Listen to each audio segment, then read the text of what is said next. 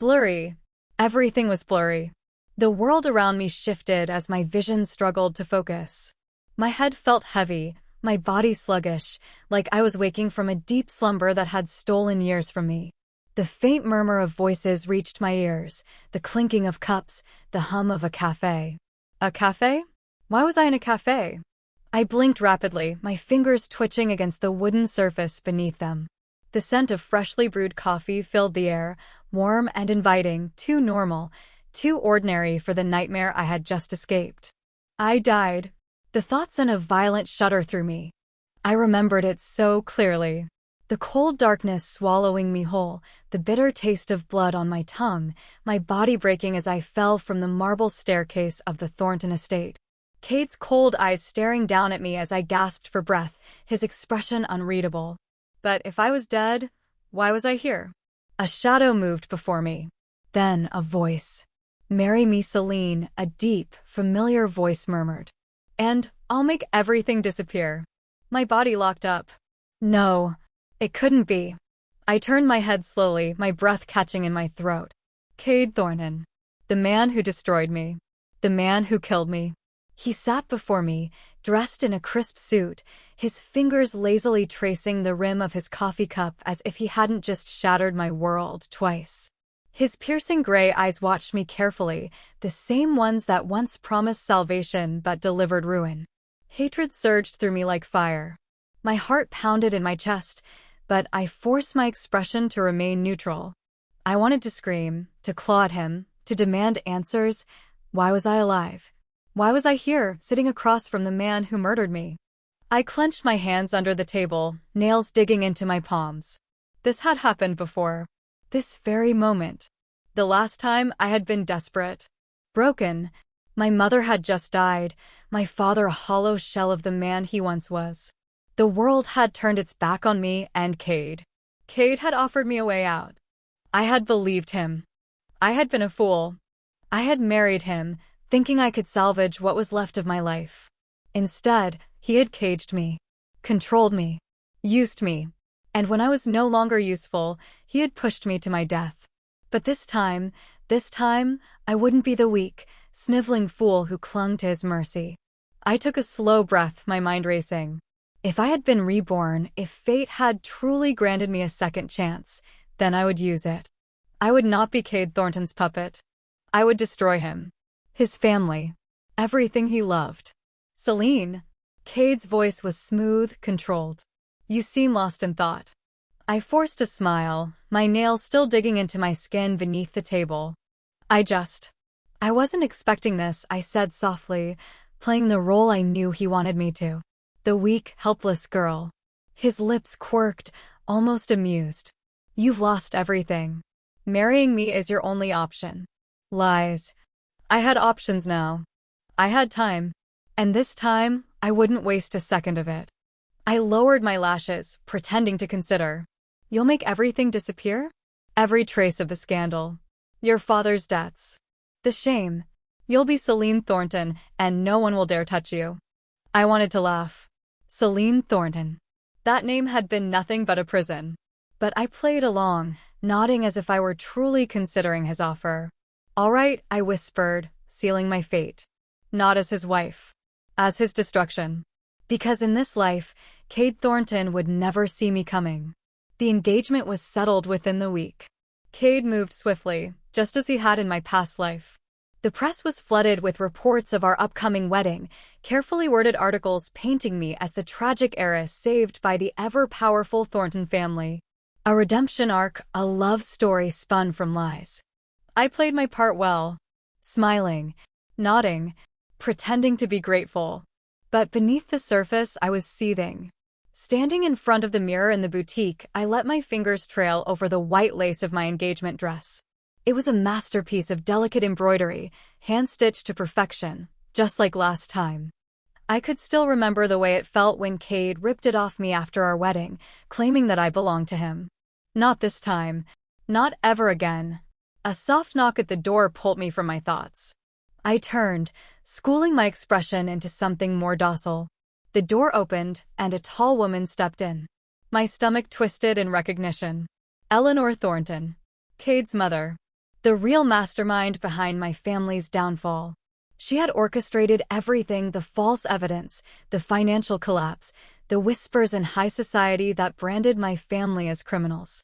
And when Cade brought me into their home, she made it clear that I was nothing more than a stain on their legacy. She gave me a slow once-over, her gaze sharp. "It fits well," she said, voice clipped. I lowered my head slightly, just as I had done before. But this time, I wasn't submitting. I was observing. Eleanor Thornton was beautiful, ageless.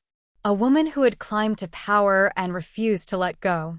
She despised me, not because of who I was, but because of who I could become. A threat. "Thank you, Mrs. Thornton," I said softly. Her lips twitched at my careful wording. Not mother. Not mom. Just a polite, meaningless title. "Let's not pretend this is anything other than what it is," she said, stepping closer. "You should be grateful my son has taken pity on you." I swallowed down the laughter bubbling in my throat. Pity? Was that what they called it?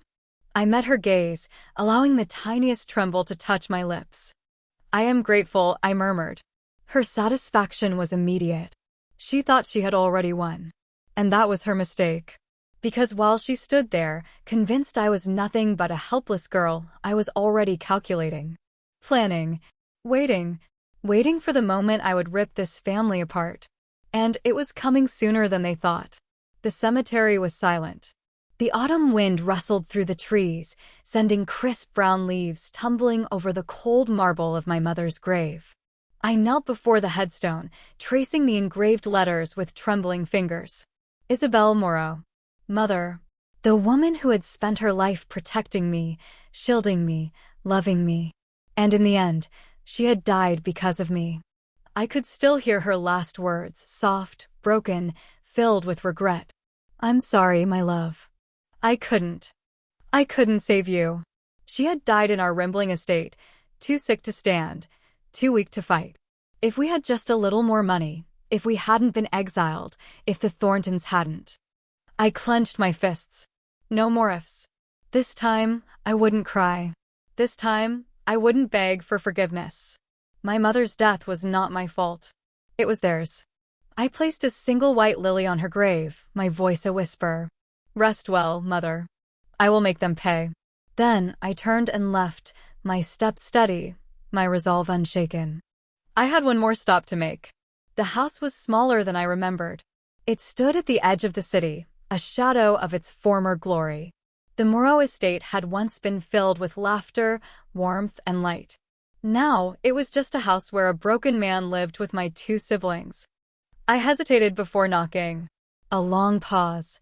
Then, slow, dragging footsteps. The door creaked open, revealing a man I barely recognized. My father.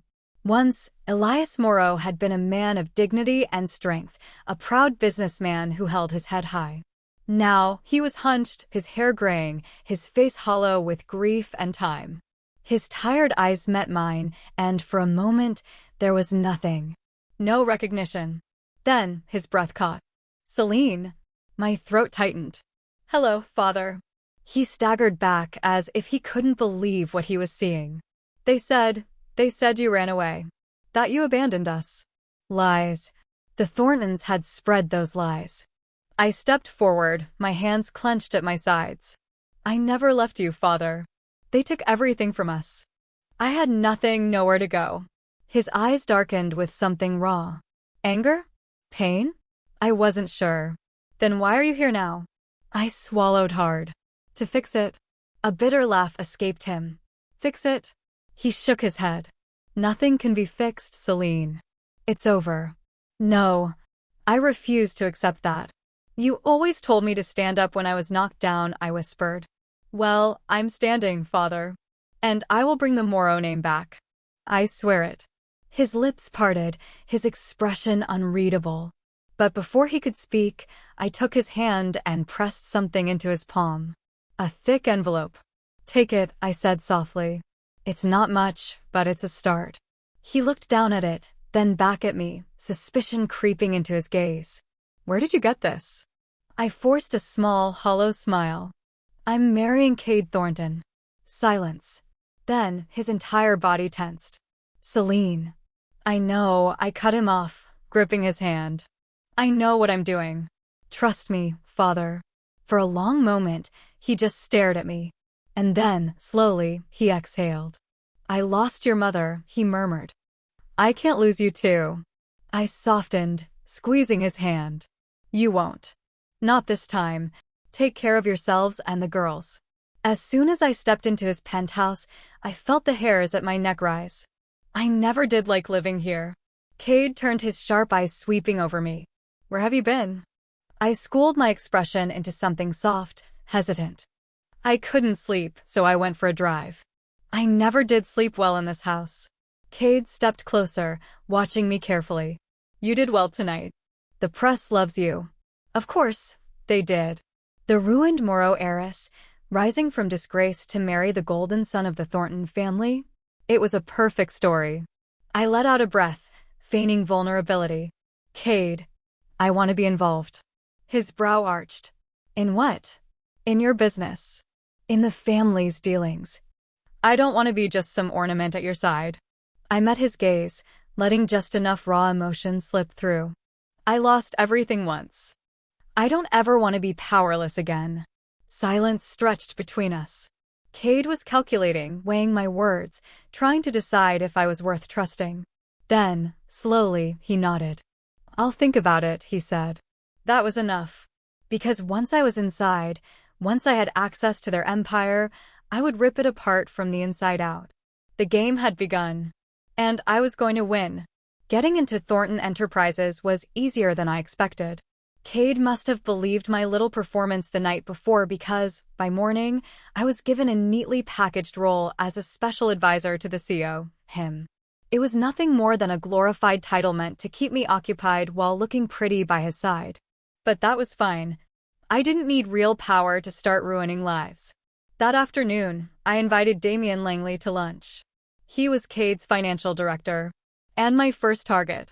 This man had been one of the masterminds behind my family's downfall. It was his signature on the falsified contracts that framed my father for fraud. It was his calculations that made my family's money vanish into thin air. And in my past life, when I had come to him crying, he had laughed in my face. Now, it was my turn to laugh. He hesitated at first, clearly wondering if Cade would approve. But his greed got the better of him. I was surprised when you asked me out, he admitted, sipping his whiskey as we sat in an exclusive private dining room. What can I do for you, Miss Moreau? I smiled, resting my chin on my hand. I wanted to talk about my future. Since I'm going to be Cade's wife, I'd like to understand how things work. Particularly the financial side of things. His eyes darkened with interest. Hook, line, and sinker. Men like Damian didn't just want power, they wanted control. And he saw me as an opportunity to gain more. Smart girl, he said, leaning back. It's good to take an interest. But finance isn't easy, you know. A single mistake can ruin everything. Oh, I know, I murmured. That's why I did some research on the company's finances. I slid a small flash drive across the table. Damian frowned. What's this? The moment he accessed the drive, the script I had embedded ran silently in the background. He didn't notice. His brows furrowed as he scrolled, confusion flickering across his face. There's nothing here. I blinked innocently. Really? Damian scowled, removing the drive and tossing it back to me. If this is your idea of a joke. I just smiled, tucking the flash drive away. Because I already had everything I needed. The script had done its job, stealing files, emails, account details, all without leaving a trace. The moment he accessed the drive, the hidden data exfiltration program activated, copying every single dirty transaction, every falsified contract, every secret email. And then, just as carefully, it erased any evidence that it had ever been there. Damian had no idea. I must have given you the wrong one, I mused, standing up. Oh well, mistakes happen. He watched me, suspicion flickering in his eyes. But he had no proof. Ta-ta. I waved at him and walked away humming one of my favorite tunes. Checkmate. That night, I sat in my penthouse, scrolling through every stolen file on my laptop. Bank records. Fraudulent deals. and images of little girls. Anger burned within me. I leaned back, exhaling slowly. This was it. The first crack. Damien thought he was safe. He thought he had the power. But now I had his life in my hands. And this was just the beginning. I woke up to the sound of my phone buzzing relentlessly on my nightstand. A slow smile spread across my lips as I stretched, yawning. I already knew what the notifications were about. Reaching for my phone, I unlocked it and tapped on the latest news article. Breaking: Executive Damien Langley under investigation for embezzlement and possession of disturbing content. I bit my lip to hold back a laugh, but the moment I started scrolling through the comments, I lost it. Disgusting. How did he even get away with this for so long? Typical. Another rich guy thinking he's untouchable. Wait, are the Thorntons going to protect him? Oh, this is about to get messy. I flopped back on my pillows, my body shaking with laughter as I read each furious comment. The internet had latched onto the story like a pack of wolves, tearing apart every last bit of Damien's so-called reputation. Outside my window, the city was just waking up. But inside my room, the wildfire had already started. News outlets were running the story back to back. Some were covering the massive fraud scheme Damien had been a part of, millions of dollars funneled from shady Thornton business dealings into his own secret accounts. Others were focusing on the far more disgusting revelation, his hidden stash of explicit content involving underage girls. The evidence I had stolen and handed to the reporter had been damning. Every email, every transaction, every file. It was all out in the open now.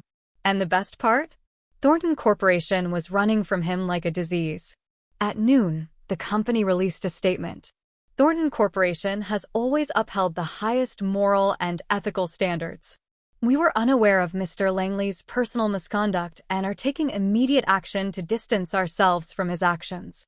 Effective immediately, Mr. Langley has been placed on indefinite suspension pending further investigation. Translation? He was done. No one wanted to be associated with a man whose name was trending for all the wrong reasons. And just like that, Damien Langley's carefully crafted life began to fall apart. I leaned back against the headboard, twirling my phone between my fingers. Oh, you poor thing. I laughed out loud. Damien was going to resign. He had no choice. His career, his status, his entire existence in the corporate world was tainted. And I had done it all with just one flash drive. I smiled, my chest light with satisfaction. This was only the first step. The Thorntons had built their empire on the suffering of others. But brick by brick, I was going to tear it all down. That night, he came home agitated and annoyed. I acted as the ever-loyal fiancé, gave him a few back rubs, a glass of whiskey, and asked about the Damien situation. You don't have to worry about any of this, Cade said, his voice taking on a gentler tone, as if he were talking to a child. Once we're married, you'll be protected from things like this. I let my cheeks flush slightly, offering him a hesitant smile. I just want to be a good fiancé to you. His lips quirked, amused by my supposed innocence. Then just look pretty and don't stress yourself over business matters. I nodded obediently, lowering my gaze. Of course, Cade. The moment he looked away, I rolled my eyes at him. You foolish, foolish man. The Thornton mansion was as grand as ever, its chandeliers casting a golden glow over the long dining table where the family and their esteemed guests were gathered. I played my part well, smiling demurely, nodding politely, acting every bit the innocent, devoted fiancé. Cade sat beside me, his presence commanding as always. His mother, Eleanor Thornton, watched me with thinly veiled distaste, but she was too well-mannered to openly voice her disapproval. Dinner was nothing but a symphony of dull conversation, fork clinking against porcelain, and the occasional forced laughter. Halfway through, I excused myself to the restroom. As I stepped out, the dimly lit hallway stretched before me, and that's when I saw her. A woman stood there, arms crossed, sharp eyes raking over me with open hostility. I recognized her instantly. Victoria Hale, one of Cade's closest friends. Someone who had always hovered near him, clearly wanting more than just friendship. I knew the scene. In my past life, She had confronted me, and when she had heard Cade's voice, she stumbled and fell just as he turned the corner. He had slapped me that night. I wasn't going to let it happen. She sneered. So it's true. He's actually going to marry you. I tilted my head, giving her an innocent smile. Why does that sound like it bothers you? She scoffed, stepping closer. Don't flatter yourself. You're nothing but a temporary amusement. Do you think the Thorntons actually want you in their family? You're a nobody. I let my expression falter, as if her words had wounded me. I don't understand. Why are you being so mean to me? I murmured, my voice trembling slightly. Her lips curled into a smirk. Poor little Selene. Do you think playing the victim will work on me? I see through you. I didn't respond. Instead, I heard it. Footsteps. Cade. He was coming this way. And just like that, I struck. With one swift motion, I raised my hand and slapped myself. Hard. Very hard. The sharp crack echoed through the hallway, and pain flared across my cheek, but I didn't flinch. Instead, I staggered back, tears instantly welling up in my eyes. Victoria's eyes widened in horror. What the? That's when Cade appeared. The moment he turned the corner, his gaze landed on me first. His entire body tensed at the sight of my tear-streaked face and the angry red mark blooming across my cheek. Then his eyes snapped to Victoria. What the hell did you just do? His voice was ice. Victoria's mouth opened and closed like a fish gasping for air. Cade, wait, I didn't. I let out a choked sob, clutching my cheek as if still in shock. She slapped me. My voice broke beautifully. I don't even know why. Victoria's face twisted in disbelief. I didn't touch her. Cade's jaw clenched as he took a step closer to her. Are you calling her a liar? I peeked up at Victoria through my wet lashes, sniffling as I pressed closer to Cade. He didn't even hesitate to pull me into his arms. And then, just as he turned to lead me away, I glanced over my shoulder and poked my tongue out at her. Her face was priceless. Shocked, livid, utterly speechless. Perfect. As Cade led me back to the dining room, his grip on me protective, I buried my face against his chest and let a small, satisfied smile curl my lips. Cade had taken me to one of the Thornton Corporation's exclusive investor galas, an event meant to strengthen their grip on powerful allies and seal lucrative deals. The room was filled with the elite CEOs, foreign investors, men who saw money as both a weapon and a shield. Cade, ever the businessman, was busy discussing an upcoming project. I played my role well, smiling, nodding, acting every bit the devoted fiancé. But beneath my soft gaze, I was setting the pieces in place. A week ago, I had uncovered something interesting. The Thorntons were manipulating stock values. Through shell companies and offshore accounts, they had been inflating their worth, deceiving investors into pouring millions into a carefully crafted illusion. But the moment a major investor backed out, the entire scheme would come crashing down like a house of cards. And I had found the perfect investor to make that move. Tonight, I would watch the first domino fall. I spotted him across the room, Mr. Laurent Dupont, a French billionaire with a reputation for ruthless business dealings. I made my approach carefully, slipping away from Cade's side while he was distracted. Mr. Dupont, I greeted with a demure smile, my voice dipped in just the right amount of admiration. It's an honor to meet you. Cade speaks highly of you. The older man smiled, clearly charmed. Ah, Mademoiselle Selene. The future Mrs. Thornton, we? I gave a soft laugh, letting my fingers brush the rim of my champagne glass. If all goes well, but lately, I've been so worried. His expression sharpened. Worried? About what? I hesitated, glancing around before leaning in slightly, lowering my voice. It's probably nothing, but have you looked at the recent numbers? The valuation reports? I bit my lip as if troubled. I overheard something about inconsistencies. I'd hate to think anyone might be misled. His brows furrowed. I didn't have to say more. The seed of doubt was planted. By tomorrow, he would begin asking questions. Digging. Pulling at threads the Thorntons never expected to be unraveled. And when he finally backed out of his investment, Other investors would follow, and the entire stock manipulation would come to light. The Thorntons' reputation would take a hit. A scandal. A financial storm. And I would stand right in the eye of it, untouched. Just as I was about to step away, I felt a firm, jealous grip on my wrist. There you are. Cade. His fingers wrapped around mine possessively, his blue eyes searching my face. What are you doing all the way over here? He asked through gritted teeth.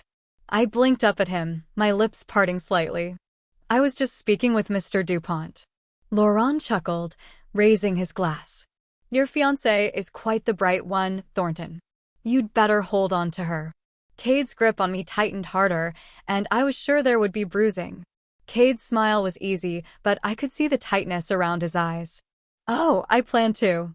I let him pull me away, tucking myself against his side like the obedient little fiancé he thought I was. I turned to say my goodbye to Mr. DuPont. It was lovely speaking with you, Mr. DuPont. Some investments are truly priceless, while others, well, they can cost more than expected. And when he looked at me, suspicion bloomed in his gaze. Tonight, I was going after Cade's brother, Mason. The Thorntons were hosting a charity gala, a glamorous event teeming with the elite, reporters, and opportunists eager to pounce on the slightest scandal. The perfect stage for Mason's downfall. I dressed for the occasion in a deep red gown, the color of danger and seduction. My hair cascaded in soft curls, and my makeup was subtle yet flawless. I needed to be irresistible. To Cade. And, more importantly, to Mason. The moment I entered, Mason's gaze found me. I pretended not to notice, allowing him to watch as Cade guided me through the ballroom, introducing me as his fiancée. Cade was the perfect host, too perfect. Charming yet distant, polite but cold. It made my next move effortless. When Cade was drawn into a conversation with an investor, I seized my chance. Slowly, deliberately, I made my way toward Mason, pausing just before him, as if hesitant. Mason, do you have a moment? He seemed surprised but intrigued. For you? Always. I bit my lip, casting a quick glance around before leaning in slightly. Can we talk somewhere private? His expression flickered with curiosity, anticipation. Within minutes, we were stepping onto a secluded balcony, away from prying eyes. The night air was crisp, the city lights shimmering below as I turned to face Mason, feigning hesitation. I shouldn't be here with you, I murmured, my voice barely above a whisper. Mason stepped closer. Then why are you? I exhaled shakily, looking away as if torn. Because I need to know the truth. His brows knit together. What truth? I gripped the railing, lowering my gaze. About Cade. About what he's done to you. Mason tensed, just as I expected. I see the way he treats you, I continued, my tone soft yet insidious. Like you're nothing but a shadow. Like you'll never be good enough. His fists clenched at his sides. But I don't believe that, I whispered. I think you deserve more. I think you deserve to be in control. Silence. Then, what are you saying, Selene? I turned to him, trailing my fingers lightly over his sleeve, leaning in just enough to make his breath hitch. I'm saying, if you ever decide to take what's yours, I won't stop you. His gaze darkened. In fact, I smiled, my voice dripping with sweet poison. I might even help you. Mason was hooked. By the time I stepped back into the ballroom, I knew one thing for certain. The Thornton brothers' war had just begun. The gala was reaching its peak, the dance floor glittering with socialites and businessmen, champagne glasses clinking in celebration. Cade was occupied with investors, as always, while Mason lurked on the edges, watching. Waiting. I made sure to stay close to Cade, subtly ensuring Mason saw every stolen glance, every lingering touch. He wasn't stupid. He knew Cade didn't love me, not the way he should. And that made him reckless. I watched as he downed glass after glass of whiskey, his movements sharper, tenser. His patience had snapped. Now, all that was left was to push him over the edge. I approached him quietly, standing just a little too close. Mason. I hesitated, pretending to be conflicted. I need to tell you something. He turned, eyes dark with alcohol and bitterness. What is it? I exhaled, lowering my voice. It's Cade. He doesn't trust you. Mason's expression hardened. That isn't new, Selene. I glanced around as if making sure no one was listening. He's planning to replace you. I overheard him speaking to your mother. Mason's grip on his glass tightened. That's a damn lie. I shook my head, feigning sadness. I wish it were. I hesitated, then added the final touch. You deserve more, Mason. You should be in charge, not him. His breath hitched. The seed had been planted. It started small, Mason interrupting a conversation Cade was having with the mayor, his voice loud, insistent. Cade brushed him off, dismissing him as if he were nothing. Mason lost it. You think you're better than me, Cade, he shouted, drawing everyone's attention. You've always acted like you were the perfect son, the golden child, but you're just as pathetic as the rest of us. The room went silent. Cade's expression remained calm, but his jaw clenched. Mason. Stop. But Mason was too far gone. No, I won't stop. I'm done playing second to you. To this whole damn family. He pointed at their mother. You let her control your life, Cade. You let her decide your every move like some obedient little puppet. Whispers spread through the crowd. Eyes darted toward the Thornton matriarch, whose face darkened with fury. And then, Mason made his biggest mistake. I know all the secrets of this family, he boasted, staggering backward. I know where the bodies are buried, figuratively and literally. Gasps rippled through the room. Cade's eyes narrowed. Mason, shut up. But Mason grinned, triumphant. Why? Afraid I'll tell everyone how dirty our hands are. He laughed bitterly, raising his glass. To the perfect Thornton family. Nothing but liars and criminals. Then he stumbled, lost his balance, and fell face first into a champagne tower. Glasses shattered, liquid splashing onto guests, and Mason lay there, drenched, humiliated, and completely destroyed. Eleanor rose from her seat, her face a mask of fury. Mason Thornton had just signed his own exile. And I smiled. The gala was in chaos. Guests whispered behind gloved hands, their eyes flickering between Mason's pathetic, drunken form and the fuming Thornton matriarch. Cade stood stiffly beside me, his grip tightening around his champagne glass. I felt the tension radiating off him, the barely restrained fury and disappointment. But I didn't care about Cade's anger. Not yet. I cared about Mason's downfall. Mason groaned, pushing himself up from the mess of broken glass and spilled champagne. His clothes were soaked, his once pristine suit clinging to him like a second skin. You absolute disgrace, his mother spat, her voice cold, calculated. Get out of my sight. Mason blinked, still dazed. Mother, Now. Cade didn't say a word, didn't even spare his brother a glance as security dragged Mason away. I pretended to look concerned, touching Cade's arm lightly. Maybe you should go after him, he's your brother. Cade exhaled sharply, jaw clenched. He's made his bed. Let him lie in it. Perfect. The next morning, I made sure Mason didn't wake up to a hangover. He woke up to a scandal. Thornton air caught in disgraceful outburst. What is the family hiding? The article was brutal. Every word carefully crafted to paint Mason as an unstable, reckless failure. The video of his drunken rant had already gone viral. But I didn't stop there.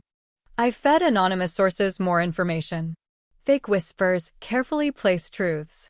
Stories of Mason's gambling debts, his reckless spending, his dependency on his family's money. Social media tore him apart. Rich kid meltdown. Imagine embarrassing your entire legacy in one night. The Thorntons must be so ashamed. It was beautiful. 3 days later, Mason stormed into Thornton Enterprises. He looked terrible. His suit was wrinkled, his tie undone, dark circles under his bloodshot eyes. He hadn't slept. Security hesitated before letting him through. He was still a Thornton after all. I watched as Mason shoved open Cade's office doors. This is your fault. Mason bellowed. Cade, ever the calm and collected one, barely glanced up from his desk. Mason, you're making a scene. A scene? Mason laughed bitterly. My life is falling apart. You're standing there acting like nothing happened while I'm being torn apart out there. You did that to yourself. Cade's voice was flat.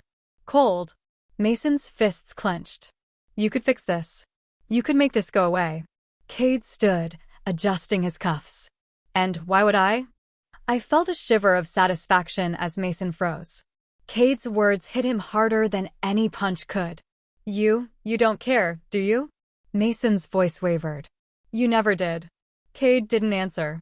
That silence broke him. Mason stumbled backward, his face a mixture of rage, hurt, and realization. Fine. He laughed emptily. If I'm going down, I'm not going alone.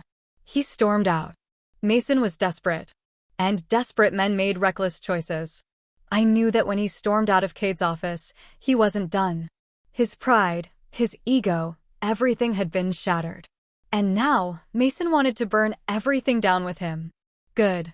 2 days later, headlines exploded with shocking news. Mason Thornton announces exclusive tell-all interview. Thornton family secrets exposed? What will Mason reveal? I sat beside Cade in his office, our eyes on the TV screen, watching the live broadcast, my heart racing with excitement. Mason sat before a panel of reporters, looking disheveled yet determined. His lips curled into a bitter smirk. I won't be silent anymore, he declared. You all think the Thornton family is so perfect, that we're untouchable. But let me tell you the truth. I leaned in closer, fingers tightening around Cade's, as if I was reassuring him. My mother, Eleanor Thornton, has been covering up financial fraud for years. Thornton Enterprises isn't as clean as they want you to believe. Money laundering, embezzlement, off-the-record deals. Gasps echoed through the room on screen. And Cade Thornton? Mason let out a low chuckle. He's not the golden boy everyone thinks he is. I held my breath. His hand is stained with red. He made a deal years ago that destroyed an innocent family. His eyes darkened. A family that trusted him. My pulse pounded. He was talking about my family. Mason didn't even know the full truth, but his words were enough to plant a seed. Enough to make people question. Cade's expression was unreadable, but I could see the tension in his jaw and the way his fingers curled into a fist. Good. Let him panic. But Mason wasn't finished. And as for our dear fiancée, Selene, his lips twisted into a cruel smirk. I tensed. She's not who she seems either. My blood ran cold. By the time the press conference ended, chaos had erupted. News outlets ran with the story. Social media exploded. Is Thornton Enterprises built on lies? Mason Thornton exposes family corruption. Who is Selene Moreau, really? Cade was furious. I stood in his office later that evening, watching as he paced back and forth. Mason just declared war, he muttered. His voice was calm, but his eyes burned with fury. I feigned concern, my brows furrowing. What will you do? He exhaled sharply. He's given the media a scandal, but he has no proof. The problem is, now they'll start digging. I already knew that. Cade sighed, rubbing his temple. Then his sharp gaze locked onto me. And why did Mason bring you up?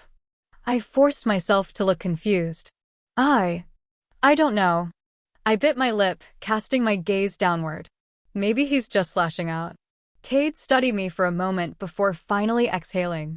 No matter what he tries, I'll handle it. Mason had lost everything. His mother had cut him off, Cade had disowned him, and the media loved the drama. But I knew Mason. He wasn't done. That night, an unknown number sent me a message. Mason, you think you won, don't you? Me, I don't know what you're talking about. Mason, you took everything from me. But you should have made sure I stayed down. Because now, I'm coming for you.